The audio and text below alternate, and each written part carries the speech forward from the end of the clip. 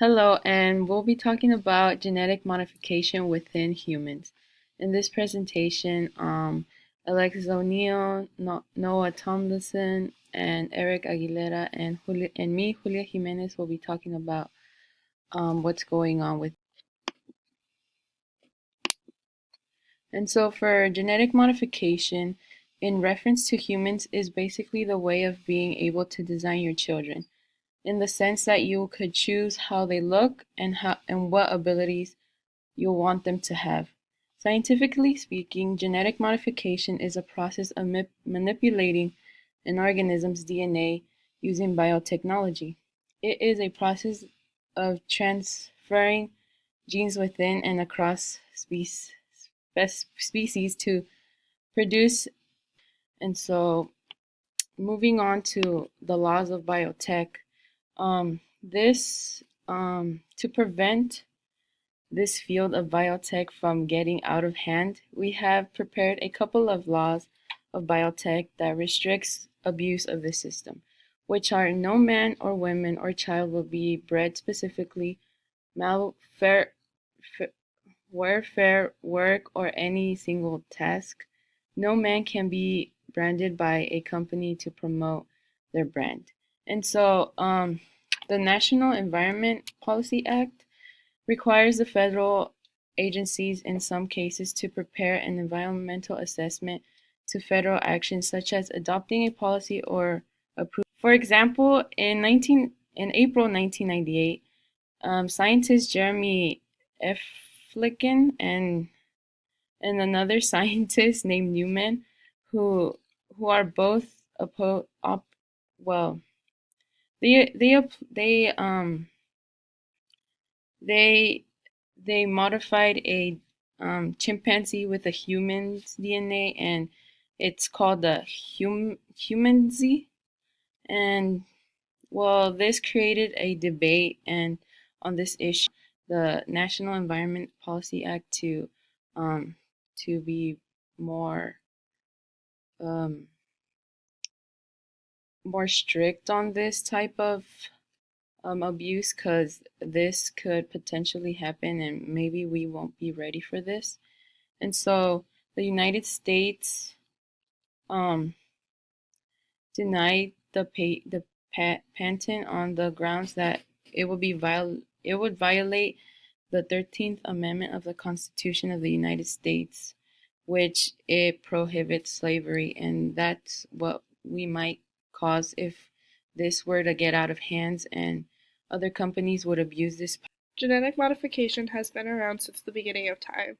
However, no major breakthroughs were made until 1973 when Herbert Boyer and Stanley Cohen transferred the DNA of one organism to another, and in 2001, the first genetically modified human was ever created.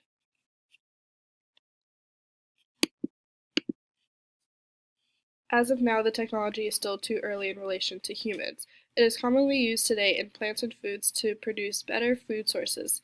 If and when this technology becomes more common and available to the public, everyone will want the ability to quote unquote design their children. Today, we have the technology to carry out this process, but the problem is we are not ready for the responsibility it holds. One of the biggest social implications in relation to this topic is that people are concerned about the idea of playing God. It's this idea that we will be able to somehow program a human being and that we can get to a point to where we will just design the human race since everyone will want to genetically modify their children. Doing so could potentially cause there to be less genetic diversity since there will be what's considered to be a perfect strand of humans. This puts certain gene pools at danger of no longer existing or even becoming less common, which will limit the amount of genetic diversity as well as increase or even create new forms of discrimination. There are also these ideas that doing this process could potentially bring up or create a new disease that we've never encountered. Not only that, but there's a large The technology is already there on the verge of the fundamental transformation. The revolution has begun. General public hasn't fully realized what's happening or where we're heading. There's a lot of pros to, or there are plenty of positives to this new type of engineering. Mainly, parents don't have to worry about children having defects at birth that hinders their learning or their ability to move. later in life, or even as a child.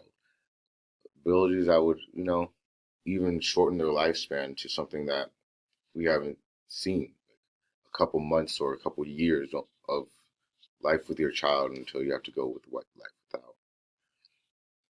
It would it helps so much with genetic disabilities. People would feel better in their own skin, and it's just there wouldn't be there'd be less abortion, seeing that people would have to pay for their children, so they'd have to know that they would want their child, and it it's great overall. But for every positive, there's negative connotations. First, the cost. It's extremely expensive right now. There's no way around that because it's so little and developed. Less genetic diversity will make people think they're perfect strands of human being, which around the world may differ, but still will have a perfect strand, which will become widely expensive and designer by nature.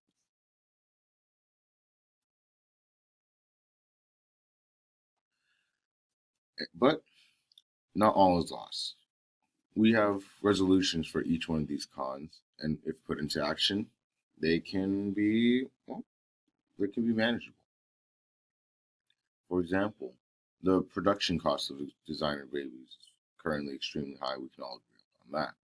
But with more development into this field, the less and less the babies will become, and more general public will be able to use it, making it almost better in a sense monetarily. Another large point that people often take out is that the fact that there's not enough legislation. But in the way our country works, legislation is only made when it's needed. So when we find faults into the system and places where we need to build walls for people to stop at, we'll build legislation for it, and it will come naturally, and people will be able to accept it instead of the legislation that is just forced upon them.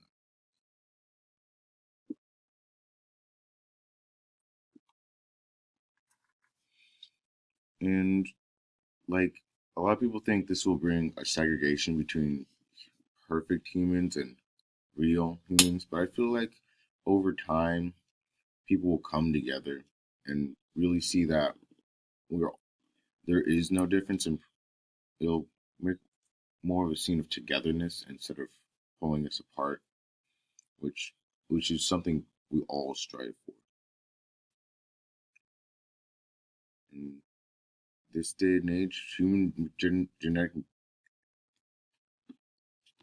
Our technologies currently in various stages of clinical development focus on modifying the genetic material of somatic cells such as T cells, a type of white blood cell. These are not designed to affect sperm or eggs.